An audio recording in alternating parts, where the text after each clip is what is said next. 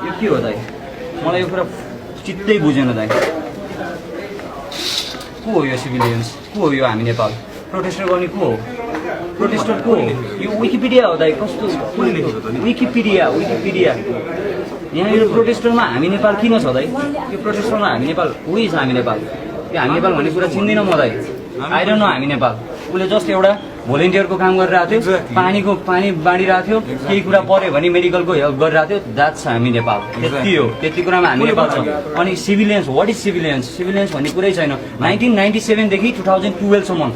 बुझ्नु भयो नि 1997 देखि 2012 सम्मको पुस्ता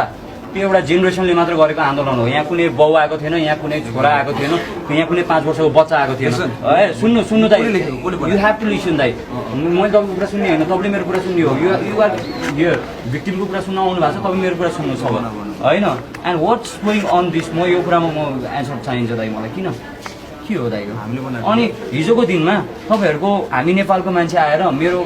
अल डिटेल्स लिएर गएको छ अनि आजको दिनमा सम्म एकचोटि भेट्न आएको छैन केही आएको छैन अनि हिजोको दिनमा त्यो एउटा दिदी हुनुहुन्थ्यो नि त्यो दिदी जुन त्यो बाइकमा के अरे उपचार गर्न लिएर गएको हो उहाँ आउने बेलामा मैले त्यो एउटा भिडियो देखाएको थिएँ वाइ त्यो बिरामी भेट्न जाने बेलामा चाहिँ त्यो हामी नेपालको ज्याकेट लगाएर जानुपर्छ भनेर भन्ने कुरा किन दाइ म एउटा सिधा कुरा गरिदिन्छु हजुर लिडरसिप गर्नु भएको छ द्याट्स फाइन त्यो केही फरक परेन लिडरसिप गर्नु होइन तर यदि लिडरसिप गर्ने हो भने हामी नेपालको टी सर्ट खोलेर आउनु सिधा कुरा त्यही हो दाइ यदि तपाईँलाई होइन अहिले लगाएको छैन त्यो केही फरक परेन होइन अहिले लगाएको छैन तर